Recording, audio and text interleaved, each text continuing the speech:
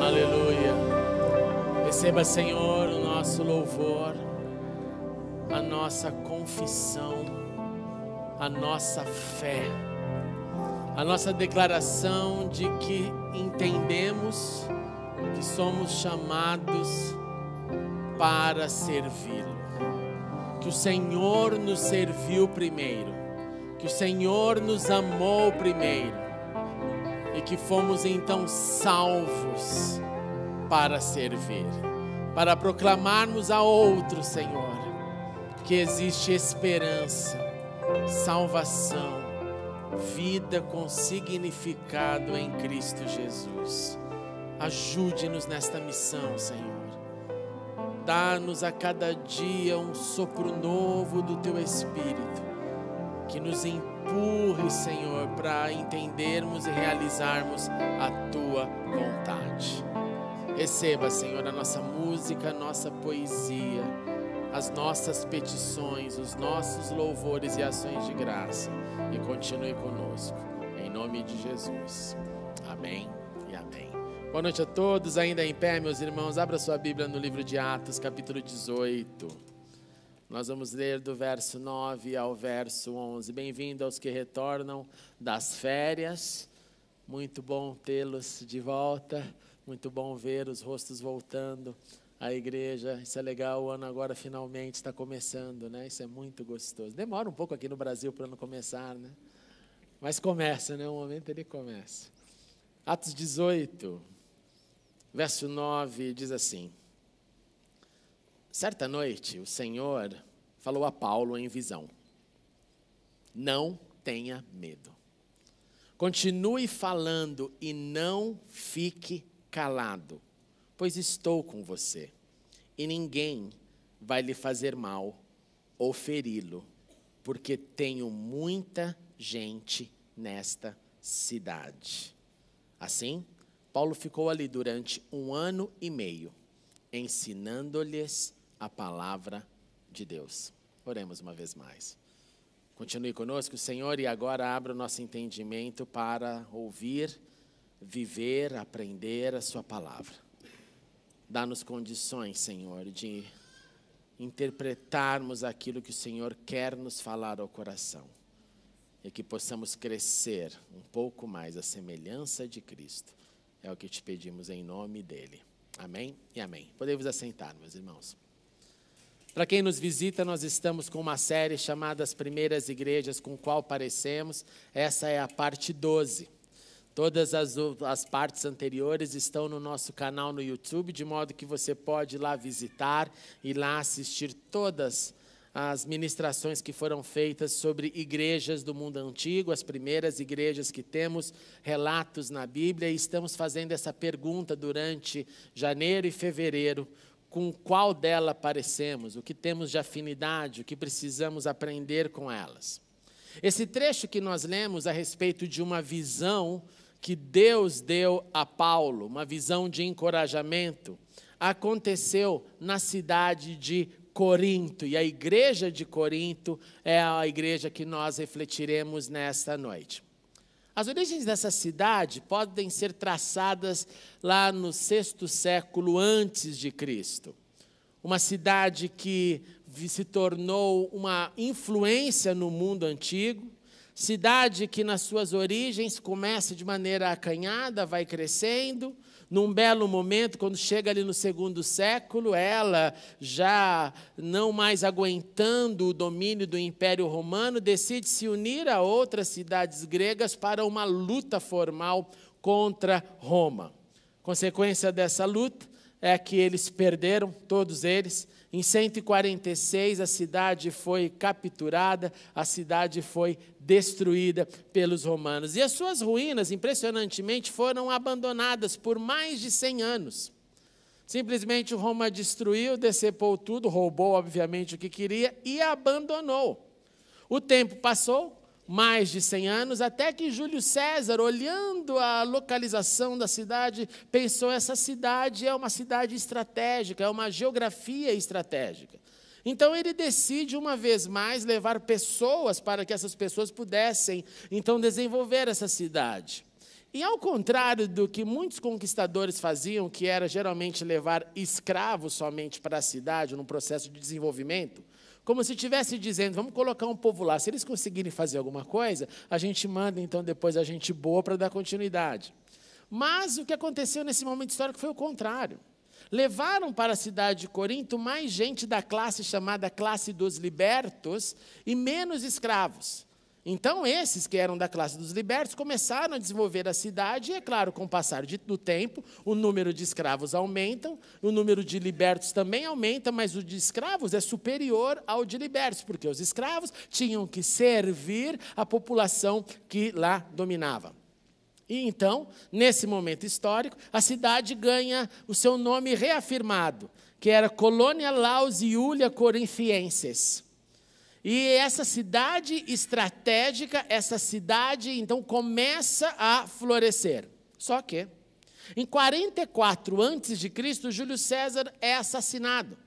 E a cidade continua. Não se sabe exatamente quem é o pivô ali da passagem do comando e da sucessão que dá esse impulso, mas a cidade continua. E aí, quando nós chegamos no período bíblico, essa cidade está grande, essa cidade está rica, essa cidade se tornou um grande centro cosmopolita.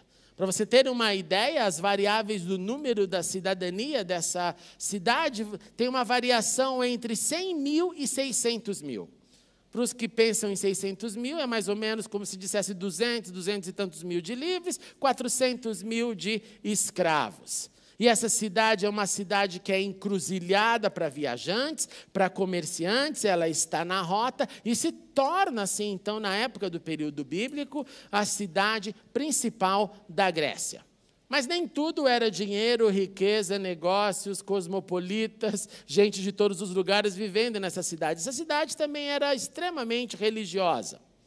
Nós temos, então, lá mais de 10 templos que foram achados na cidade de Corinto. Na verdade, facilmente você chega ao número 12, e alguns acham que há ainda mais.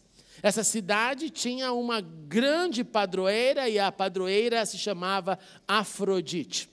Então, por se tratar de uma cidade portuária, as pessoas vinham de todas as regiões porque queriam conhecer o centro, o templo de Afrodite. Só que o templo de Afrodite ficava numa alta montanha chamada Acrocorinto. Então eles vinham para aquele porto, andavam do porto até a cidade, que era uma caminhada, da cidade subiam até a montanha. Quando nós estivermos lá em julho, nós vamos ao pé dessa montanha na cidade de Corinto. E lá em cima existia o templo de Afrodite, onde, pense bem no dinheiro que não tinha essa instituição religiosa, tinha mais de 1000 escravos que serviam para o culto de Afrodite.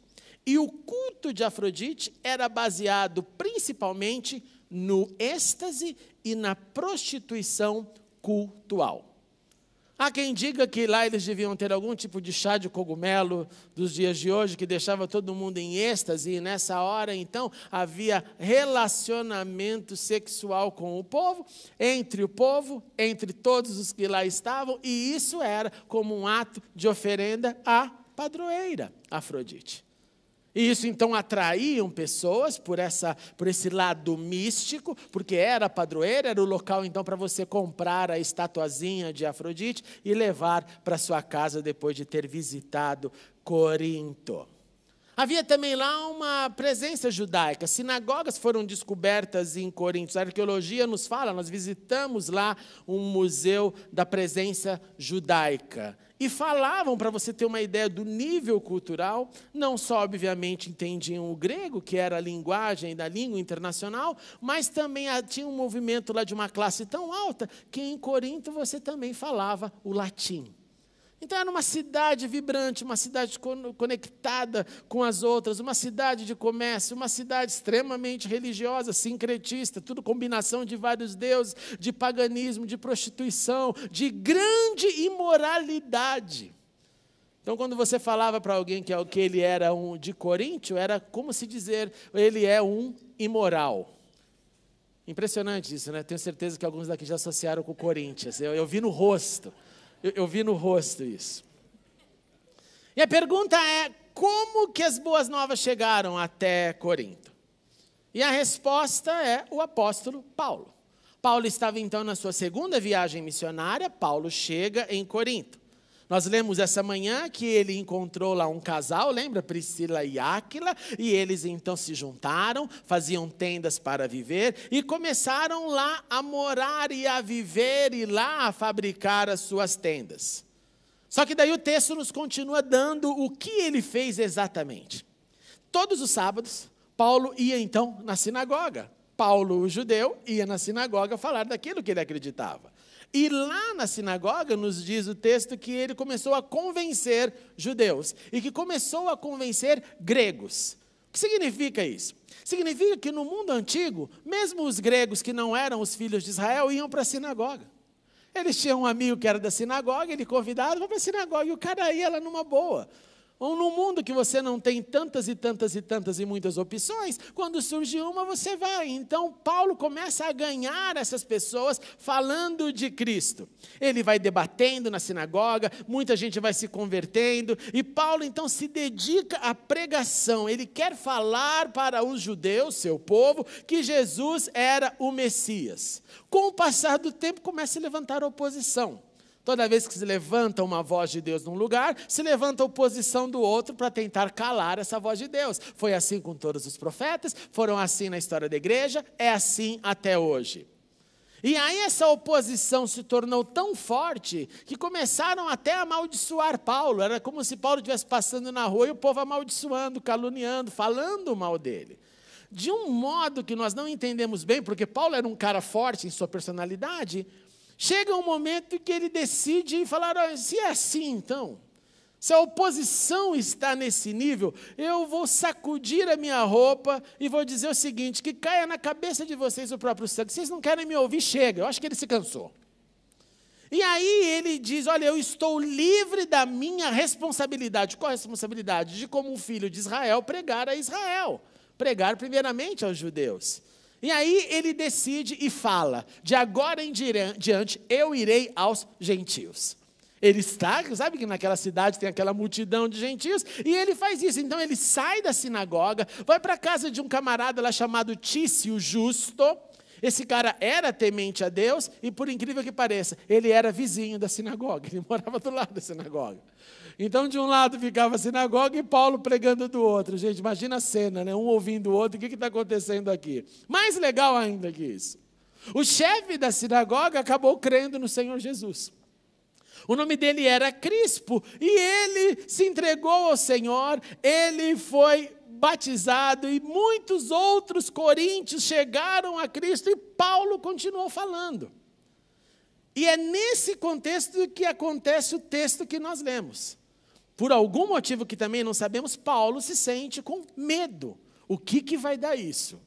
Se converteram os judeus, agora se converteram um bando de gentios, o grupo está crescendo, a oposição também cresce, o que eu faço? Aí vem a voz de Deus, Paulo, não tenha medo, Paulo.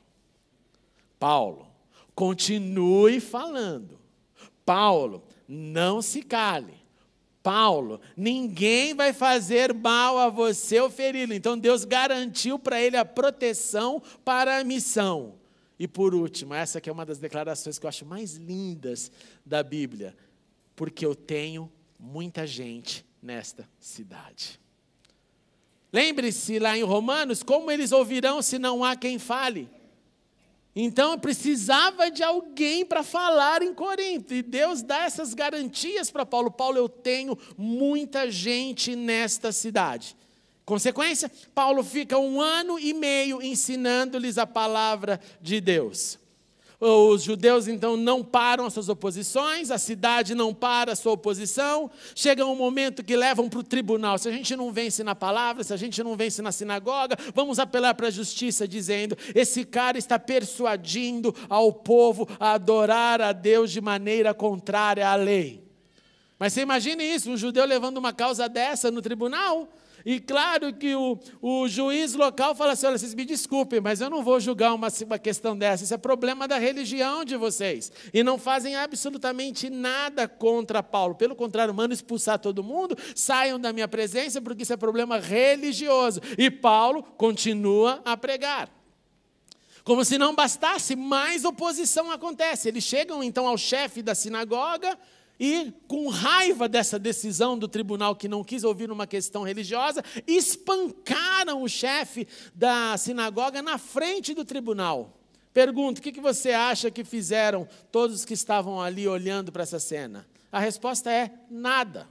Não fizeram absolutamente nada, não demonstraram nenhuma preocupação com isso. E Paulo, então, permanece um pouco mais na cidade de Corinto, até que ele decide partir. Ele tem outros povos para alcançar. E ele embarca, então, e navega para a Síria. Foi assim que nasceu a igreja de Corinto. É uma igreja que nasceu, então, numa cidade rica, onde a imoralidade era a prática comum, a prática aceitável, onde deuses eram ofertados no mercado das divindades todos os dias, das várias ruas, nos seus mais de 10 templos, e onde estes cristãos estavam sendo desafiados para viverem como seguidores de Cristo nesse ambiente. E lá, inclusive, há um indício de que eles não só se reuniam nas casas, como entendemos que a igreja primitiva se reunia, nas casas, em pequenos grupos. Há uma grande possibilidade que em Corinto, por terem algumas casas maiores, que continham seus jardins maiores e os seus pátios maiores, que havia um certo louvorzão ou agrupamento coletivo maior do que um pequeno grupo, onde então possivelmente se reunia um grupo maior para cultuar a Deus nas suas reuniões de adoração, de partir o pão, de celebrar a ceia do Senhor.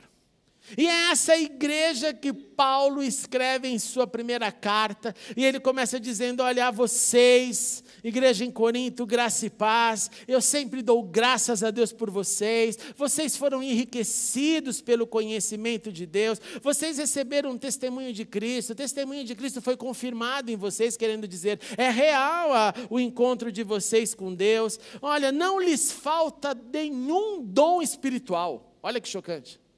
É Paulo dizendo.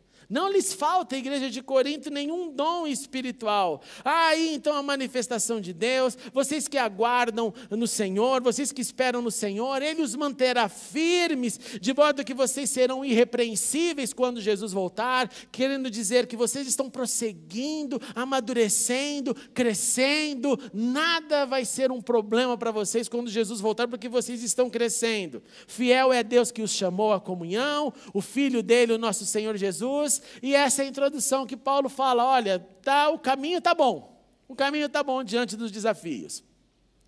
Mas como a gente tem percebido, nem tudo são flores na vida da igreja em qualquer época da história. E aí Paulo começa a levantar problemas.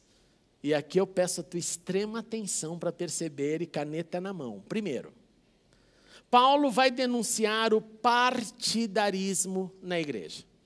Ele vai dizer o seguinte, olha, em nome do Senhor Jesus, ele nem pede, ele diz, eu suplico que vocês concordem uns com os outros. Que vocês concordem um com o outro de acordo com o que cada um fala. E por que ele diz, olha, eu fui informado que há divisões. E quais são as divisões? Um time amou Paulo, que foi o plantador da igreja, e falou, eu só escuto Paulo. Depois de Paulo veio Apolo, que era um judeu de Alexandria, um judeu que a Bíblia descreve como poderoso em palavras, um cara com alto nível de persuasão e de ensino, um cara que convidava pessoas para pregar, mas não era só para ouvir ou não, ele convidava para o debate público. Vamos debater e eu vou mostrar que você está errado e que eu estou certo. Num contexto greco-romano, onde pessoas adoram discutir, debater, dialogar, você imagina como esse cara não devia ser um cara tremendamente capacitado. Depois de Paulo vem Apolo, então vem um outro time da igreja e fala assim, não, nosso negócio não é com Paulo não, nosso negócio é com Apolo. Aí vem os outros, que a gente chamaria hoje do crente raiz, ele fala assim, não, meu negócio é Pedro. Meu negócio é Pedro. Pedro que é realmente o apóstolo legal, eu sou de Pedro. E o mais raiz ainda, o mais assim, eu sou fantasticamente o bom discípulo, eu sou de Cristo. é aquele que fala, não é com ninguém, eu não sigo a homens, eu sigo somente a Deus. E Paulo fala, está tudo errado, está tudo errado. Nós não temos que criar esses partidarismos de acordo com aquilo que eu tenho uma identificação, seja Paulo, seja Pedro, seja Apolo. Quem morreu por vocês não foi Pedro, não foi Paulo, não foi Apolo, foi Cristo. Então somos todos de Cristo. E Cristo usa Apolo, Paulo e Pedro e etc. à medida que Ele quer. À medida que Ele vocaciona, à medida que Ele envia, à medida que esses enviados escutam, à medida que esses enviados permanecem, à medida que esses enviados não somente cantam, eis-me aqui, mas dão um passo e vão diante da missão. Porque há uma distância enorme entre dizer eis-me aqui e fazer a missão acontecer, você sabe bem disso. Você pode cantar eis-me aqui há 10 anos, mas as suas ações são mínimas, porque nesse abismo entre o eis-me aqui e a missão, tem dificuldades, trabalho, justificativa, doença, não quero, procrastinação, meu entretenimento, meus desejos, e aí alguns alcançam com essa missão, e outros continuam nesse buraco de abismo e nunca chegam naquele lugar. Isso é comum acontecer. Então, Paulo está dizendo, nosso negócio é com Cristo, seguindo aqueles que Ele chamou e esses que respondem com a vocação de servir. Então, pare com o partidarismo, deixe ele para fora. Segundo item, imoralidade. Como disse, imoralidade era comum lá em Corinto. Era como um sinônimo, um termo intercambiável entre dizer-se coríntio e se dizer imoral. E aí Paulo diz o seguinte, de maneira muito direta também, olha, por toda parte se ouve que há imoralidade entre vocês. Imoralidade, e aqui é o chocante, que não ocorre nem entre os pagãos, a ponto de alguém de vocês possuir a mulher de seu próprio pai. Paulo está dizendo, vocês chegaram num ponto agora, e por que nem os pagãos ouviram a respeito disso? Porque há descrição do mundo antigo de que na sociedade romana o incesto era algo desconhecido. Se é verdade ou não, brigue com os historiadores. Mas o fato é que quando Paulo escreve que isso está acontecendo algo que nem entre os pagãos se ouve, é porque esse tipo de relação realmente era complicada. E o que ele quer dizer com isso? Então, ele quer dizer que possivelmente então havia relações entre filho do pai com a madrasta. Paulo então está chocado com isso, principalmente porque as pessoas que estavam embrenhadas nessa situação estavam se sentindo orgulhosas. Olha o nível que chega a mente quando vai destoando para fora da graça e da palavra de Cristo. Paulo diz, se vocês estão orgulhosos por fazerem isso, vocês não deviam estar cheios de tristeza. Paulo primeiro mostra, se houvesse tristeza, haveria arrependimento, mas não. Vocês, inclusive, deveriam expulsar quem fez isso, vocês deveriam tomar uma atitude. Então, Paulo está condenando, dizendo, a cidade de Corinto está entrando dentro da igreja, e a igreja está sendo moldada pelo padrão da cidade. E não a cidade sendo transformada pelo padrão dos céus, pelo padrão de Deus, que nos chama para ser os agentes transformadores, e não os agentes que recebem a influência, traduzem a influência nas nossas atitudes e falam, é assim mesmo, porque todos fazem assim, porque é assim que vai a massa, a boiada vai dessa forma. E esse é o grande drama e apelo, por exemplo, que a juventude hoje sofre. Sofre dentro da universidade, dentro da classe, dentro da escola, porque você recebe, e é tudo comum. Quando você levanta o dedinho para falar algo, todo mundo vem loucamente em cima de você, e você tem que ir na maior tranquilidade dizer, me desculpa, mas eu não acredito nisso. Me desculpe, mas eu tenho uma outra vocação. A minha vocação não é o canto da terra, a minha vocação é a palavra de Deus. Então eu não vou me amoldar a esse padrão, porque eu tenho um outro padrão. Quando eu me amoldo ao padrão terreno, o que acontece é que eu vou indo de abismo a abismo. Esse padrão ele é decadente, ele vai levando mais para baixo. Ele não mantém numa estabilidade. Ele não mantém você tranquilo, não, aqui está tudo bem, não, até aqui eu vou, mas eu não posso ir. Coitado de quem pensa assim. Porque vai chegar aqui, vai descer o nível, depois vai descer outro, depois vai descer outro. Depois fala, engraçado, não sinto mais Deus, não sinto mais a presença de Deus. Nenhuma igreja do mundo mais serve para você. Todos os lugares são ruins e você não percebe que quem está longe dele é você. Porque deixou a cidade entrar dentro do seu coração e não manteve a palavra de Deus. Terceiro ponto, Paulo vai tocar também na vida conjugal. Paulo vai deixar claro que onde há casamento, há problemas, há disfunções, há alegrias, há grandes momentos de satisfação, há grandes momentos de desafios. Há incompatibilidade de crença e de caminhada. A sua caminhada espiritual pode não ser a caminhada do seu marido, a caminhada do seu marido pode não ser a sua caminhada. Você pode ter uma fé, e isso acontece, e o seu cônjuge não ter a mesma fé, isso também acontece. E aí Paulo vai e começa a mexer nesse ponto, deixando claro também que existe uma influência de dentro para fora na vida conjugal. E ele fala, olha, para quem está vivendo esse drama, se o marido descrente, ele é santificado por meio da mulher. E a mulher descrente é santificada por meio do marido. Ele está dizendo, se há então entre esse balanço aí, entre marido e mulher, se há um que tem essa convicção da vocação, ele é realmente um que crê e que vive, ele pode contaminar positivamente o seu cônjuge. E é lindo aqui que ele não fala que é um ou outro, ele fala que qualquer um pode fazer dessa forma. Por isso que num relacionamento equilibrado, quanto mais um sobe na sua espiritualidade, a tendência é levar o outro junto. E quanto mais um decresce, vai diminuindo na sua espiritualidade, é comum também acontecer essa queda ainda para mais fundo.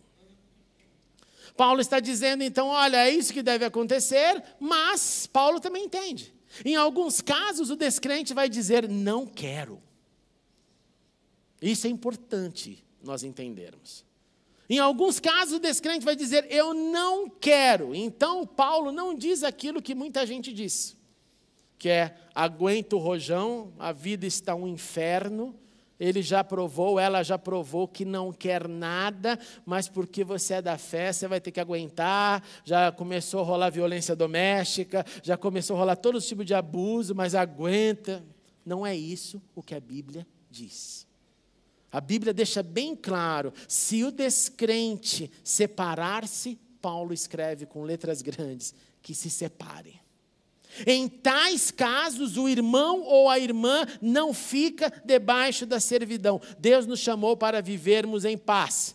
E ele deixa ainda uma pergunta, uma retórica no ar. Você, mulher, como sabe que salvará o seu marido? Você, marido, como sabe se salvará a sua mulher?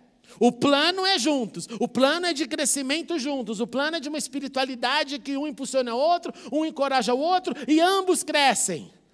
Mas se um dos dois pirarem, não quiserem virar aqueles sofrimentos que todos nós já ouvimos falar, das nossas famílias, de fora das famílias, de algum lugar, Paulo diz que deixe-o ir. E essa pergunta para mim, você acha que é só você que salva? Para mim é uma pergunta de esperança. É uma pergunta querendo dizer, olha, pode haver outros planos. Deus tem outras formas de chegar em pessoas, que talvez não seja você. Talvez seja o sofrimento. Talvez seja a perda. Então, Paulo está tratando com uma igreja que começa a viver ali os seus dramas práticos e que precisa de informação para saber como lidar, então, nesses casos, com a separação. Próximo item, Paulo fala da idolatria. Diante dos muitos deuses, das muitas práticas, diante de um mercado em Corinto que consagra a sua carne a divindades antes de vendê-la no açougue local, nas suas festas que vai oferecer para todo mundo, você não quer aqui um copinho de água benzida de Afrodite? Você não quer aqui uma água de Poseidon? Você não quer aqui fazer parte aqui dessa comida? Numa cidade de muita conexão com essas divindades, Paulo chega para o pessoal e fala assim, então, pessoal, vocês lembram que nós somos chamados para uma outra vocação. Então nós não podemos beber o cálice do Senhor, e Paulo escreve, e o cálice dos demônios.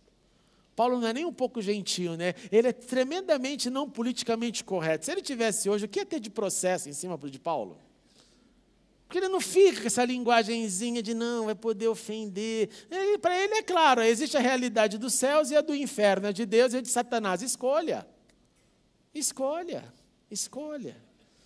E ele então vai dizendo, olha, vocês estão falando que tudo é permitido, que tudo posso. Não é assim não, tudo sim é permitido, mas nem tudo me convém.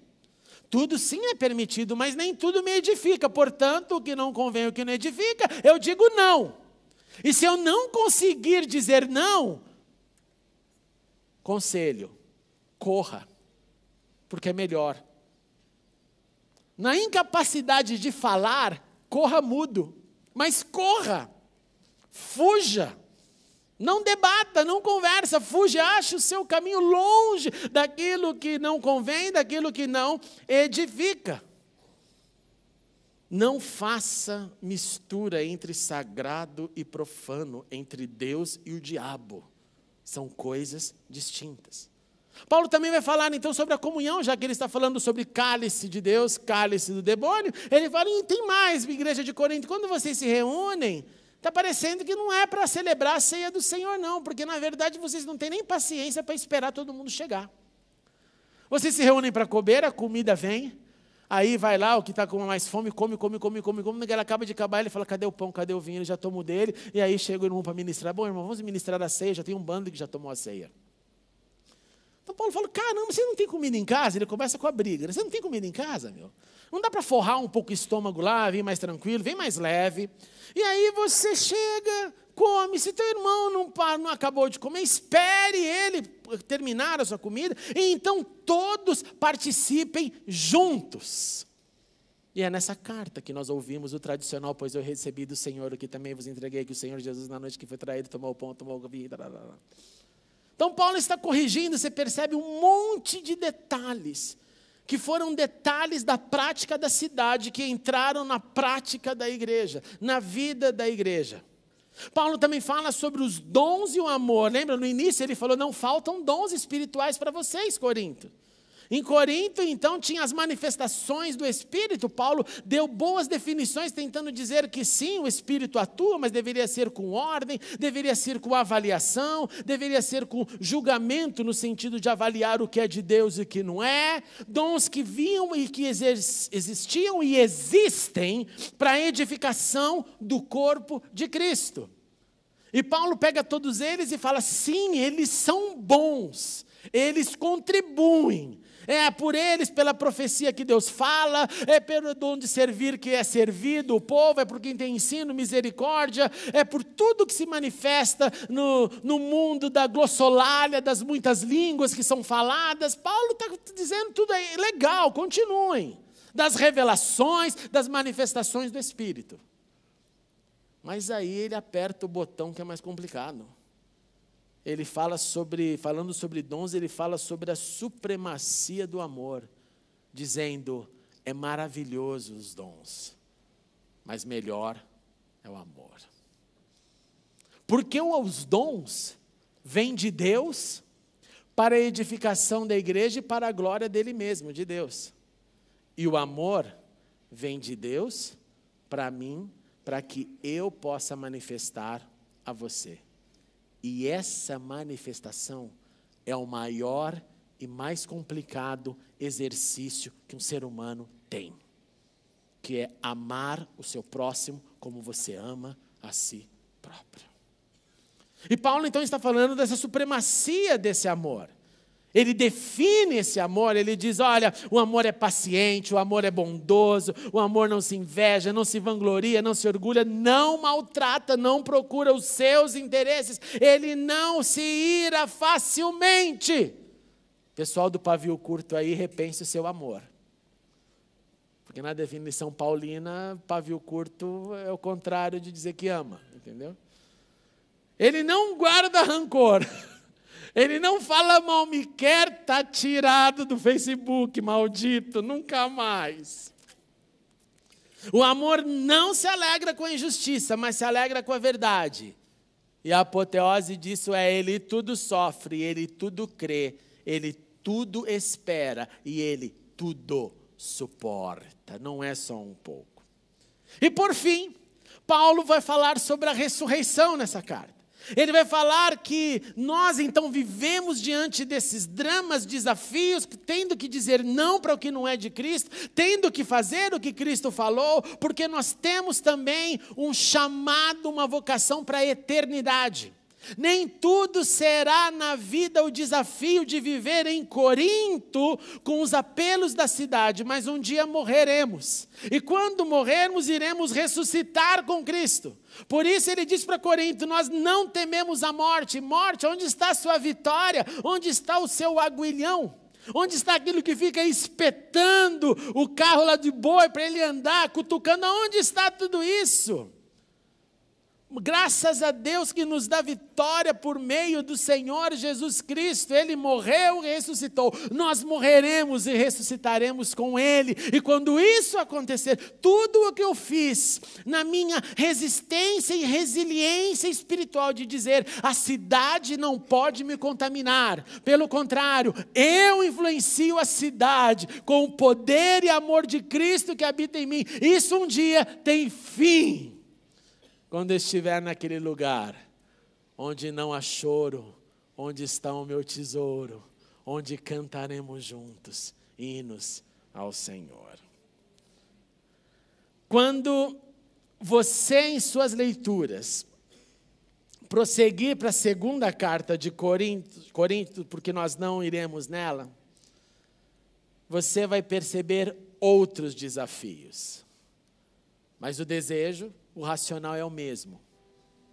É alguém que ama a igreja dizendo: presta atenção, atente-se para os erros, para as influências, corrija, assuma a tua posição e espalhe o bom perfume de Cristo. Mas para Corinto, finalizando,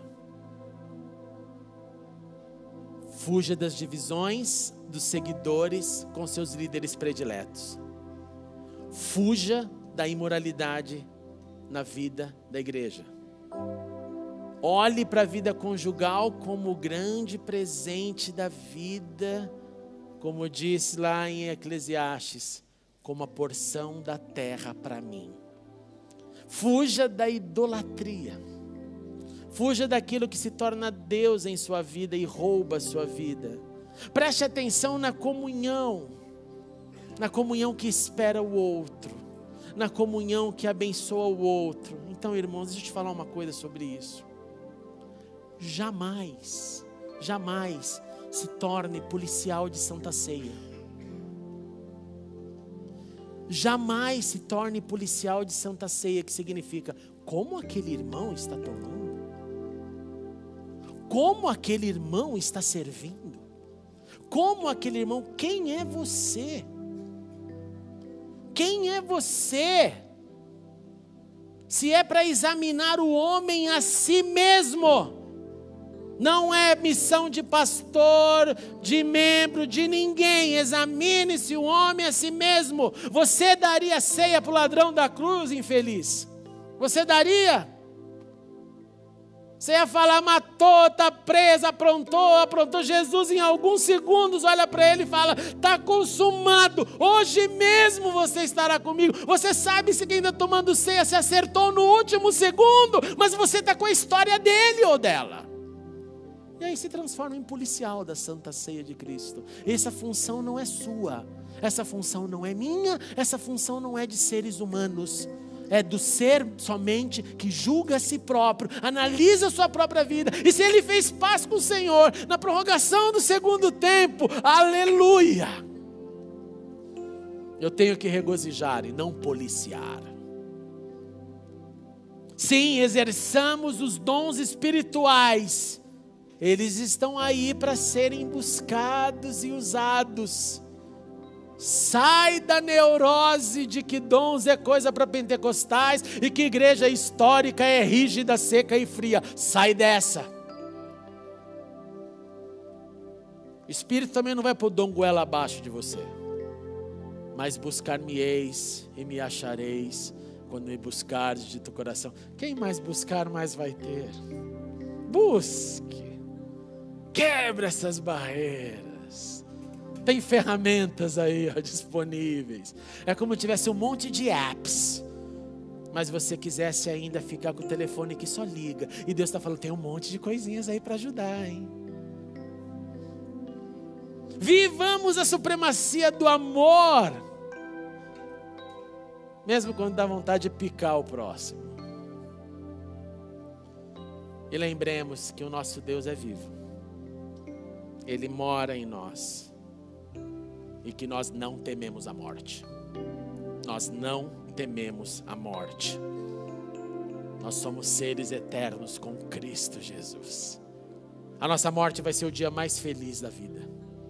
Porque vai ser o dia do encontro com aquilo que eu passei todos os domingos falando, adorando. A morte vai ser um encontro quando eu vou ver face a face. Não vai ser nenhum drama. Vai ser triste para quem ficar. Se é que gostam de você.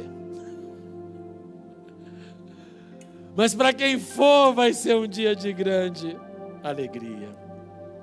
Corinto pode ser entendido então como uma igreja lidando, aprendendo como é ser cristão numa sociedade contaminada pelas libertinagens e pelas possibilidades de toda a grande cidade, não só Corinto, mas como a cidade de São Paulo. Portanto, eu pergunto, quais os desafios vividos pelos coríntios que reconhecemos em nosso meio? E eu te encorajo dizendo o que Paulo terminou falando: portanto, meus amados irmãos, mantenham-se firmes e que nada os abale. Capítulo 15, 58. Sejam sempre dedicados à obra do Senhor, pois vocês sabem que no Senhor o trabalho de vocês não será inútil. A Ele a honra, a glória e o louvor. Vamos aplaudir a Ele. Oh, aleluia! Aleluia! Aleluia!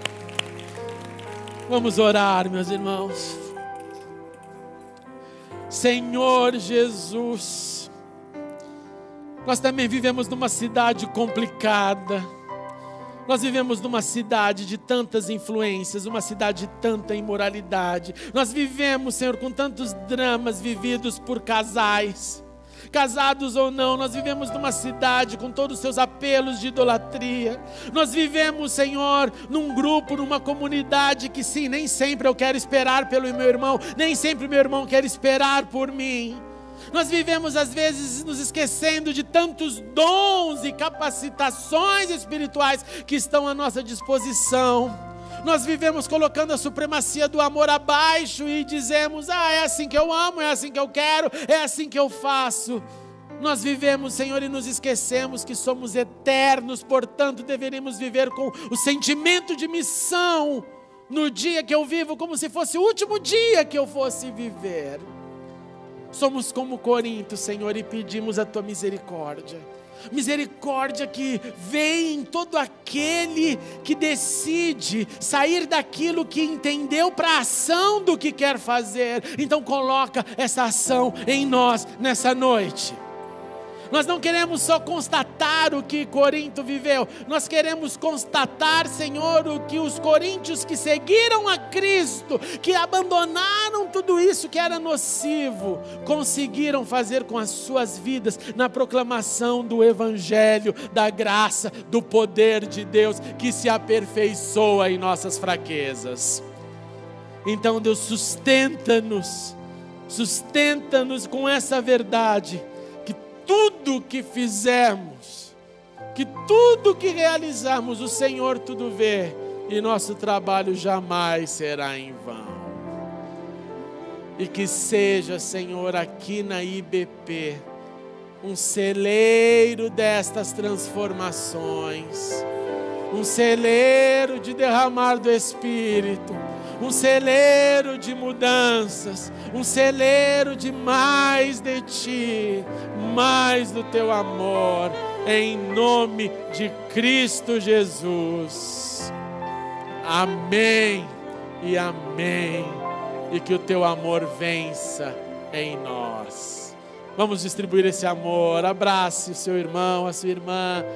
Que o amor vença em nós, que a palavra dele vença em nós, não a nossa palavra, mas a dele.